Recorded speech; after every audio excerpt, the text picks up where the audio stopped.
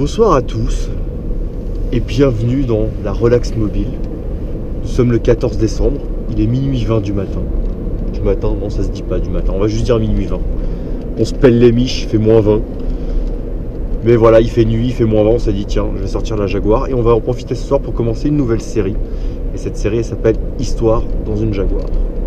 Alors ça parlera pas forcément de tout ce qui se passe dans la Jaguar, mais voilà, on va vous raconter des petites anecdotes sympas. Et ce soir, moi, Grozen, votre hôte, on dirait comme à la radio, c'est chouette, hein. Comme à la radio, ce soir, Grozen, votre hôte, va vous raconter pourquoi c'est chouette, oui, j'ai bien dit chouette, de posséder une Jaguar de 12 ans, acheter une misère qui roule à moitié, et à quel point c'est un chouette objet de collection. Il faut savoir que dans la voiture, hein, si vous baladez partout sur Internet, vous allez trouver partout, mais je dis bien partout, des trolls. Des gens qui, sur telle ou telle communauté, vont dire « Ah bah non, j'aime pas Honda, ah bah non, les Porschistes, c'est tous des cons. Ah bah non, le mec en Ferrari, c'est un mec qui porte des chaussures, mais qui ne met jamais de chaussettes. Et ceci et cela, et le Lamborghini, il a forcément une grosse chaîne en or, et de préférence portugais, et blablabla, et blablabla, et blablabla. » Eh bien écoutez, l'anglais, ça doit être, je pense, la communauté qui souffle le moins des stéréotypes. Alors Top Gear vous dira sur les Jaguars que c'est des mecs qui ne payent pas leurs notes.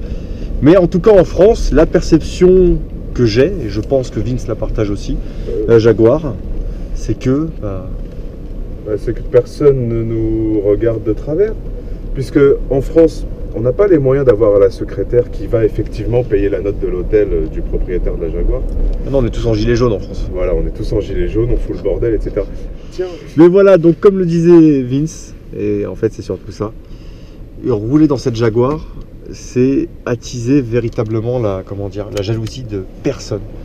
Personne ne se dit oh là là, c'est une raclure de riche. Oh là là, qu'est-ce qu'ils ont, ils ont dû prendre l'argent de papa ou de maman pour pouvoir se payer cette voiture. Non, non. Tout le monde, tous les gens quand ils la voient, ils savent que c'est de la merde. Ils savent que c'est une poubelle. Ils le voient, elle est belle, mais c'est une poubelle. Non, ouais, voilà. Mais c'est une poubelle. Et les gens quand ils viennent te parler, on a eu l'expérience l'autre fois avec Vince, on était garé en plein milieu de Saint-Germain-en-Laye. Et là, il y a... Ghetto aussi, là, un grand ghetto, bien sûr. Mais on y est resté quoi? Peut-être un quart d'heure, hein, le temps de fumer une cigarette, d'attendre une personne et de repartir. Et bah ça n'a pas loupé. Il y a 3 personnes qui sont venues nous accoster. Elle est à vous, la voiture, bien sûr qu'elle est à nous. Oui, oui. On l'a acheté à 2 parce qu'on n'est pas complètement fou. Ah, génial, j'adore ces voitures. On est encore plus fou, d'ailleurs, quand j'y pense. Ah, génial, j'adore cette bagnole, tu te rends pas compte. C'est une chouette voiture, c'est vraiment bien fait, les cuirs sont superbes, j'adore la ligne, machin. Mais personne, voilà, ne dit envie. Il nous pose la question, mais combien vous l'avez payé? Bon, et personne ne se doute que ça vaut 50-60 000 euros. Ils savent très bien que ça reste relativement abordable, qu'il faut savoir assumer les coûts qui vont avec et le mode de vie. Mais personne ne se dit, voilà, non, on passe plutôt, je dirais pas pour des connaisseurs, ni même pour des gens de goût, parce que bon, ça reste une série 3 avec du plastique partout. Mais voilà, on passe pour des gens quand même qui apprécient l'automobile et qui savent se faire plaisir. Et c'est relativement plaisant. Voilà. Ce qui est marrant, c'est que ça recoupe vraiment l'expérience que j'avais à l'époque où j'avais acheté ma GTI Turbo 2. C'est Citroën, Jaguar, c'est un peu le même style. On est des gentils fous qui achètent des tas de rouilles dont personne ne veut, parce que c'est vraiment ça, personne n'en veut. Hein. On se dit, oh c'est sympa, moi quand j'avais la CX, des fois je me faisais arrêter au feu rouge. Oh génial, j'adorais ces voitures, c'était des avions de chasse. Bah achetez-en une, c'est pas cher. Oh, déconne pas non plus, tu vois. Et on attire la sympathie des gens en disant oh bah ils sont bien les 2 couillons dans leur voiture là, ils ont bien fait, c'est bien, ils conservent le patrimoine automobile, c'est bien chez les autres. Et ben, on est content de croiser ces autres gens, on est content qu'ils ne nous demandent pas d'argent non plus pour la réparer, mais voilà. Et du coup bah c'est assez sympa quoi, c'est cette approche qu'on peut avoir avec les gens, avec nos proches, avec quand on ramène la voiture sur la concentration ancienne ou quoi, toujours comme ça. Ah vous avez une Jaguar, ah c'est doux, c'est onctueux. Hein. Ah mais par contre bon, c'est vrai que ça consomme et puis l'injection Lucas, et puis l'électronique, Lucas, Prince des Ténèbres, hein, faut pas l'oublier. Les gars faisaient des phares et étaient surnommés Prince des Ténèbres, c'est assez puissant. Mais effectivement, même avec mes parents, hein, je peux le dire maintenant, vu qu'il est minuit et demi et que désormais sur Grozen FM, il est l'heure de faire des confidences. Même lorsque je l'ai ramené devant mes parents, qui connaissent mon goût immodéré dans...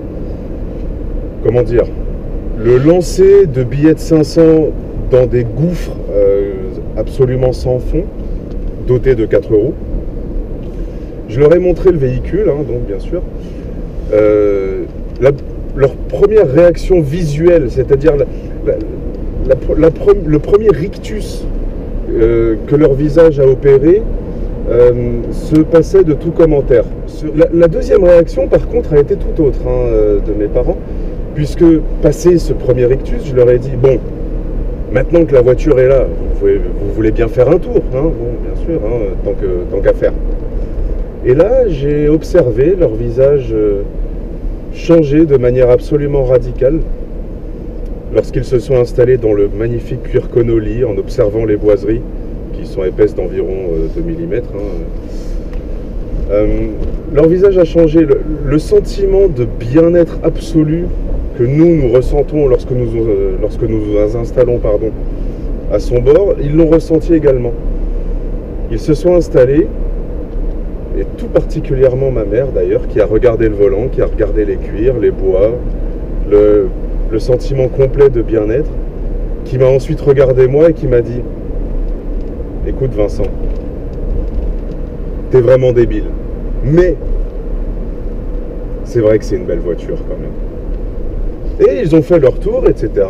Et puis ils étaient contents. Et c'est marrant. Ils étaient heureux de ma bêtise finalement. C'était assez intéressant à observer.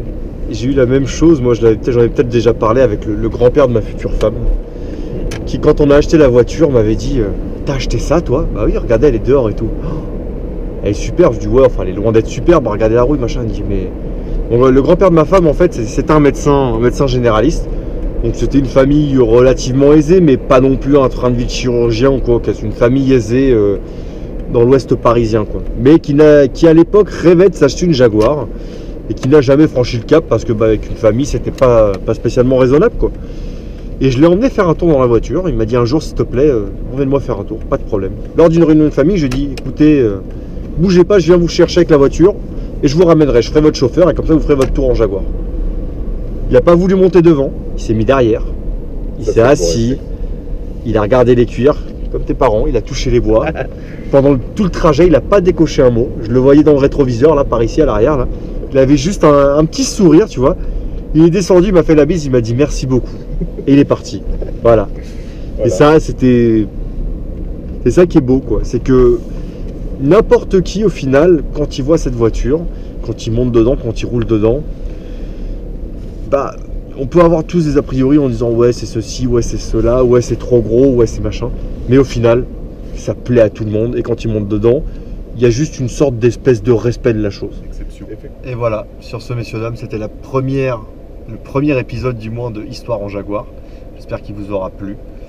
On se revoit bientôt pour cette future vidéo, sûrement d'autres épisodes de cette série et puis la suite à venir. Voilà, dites-nous si ça vous a plu. Et voilà, à bientôt. Ça nous a plu.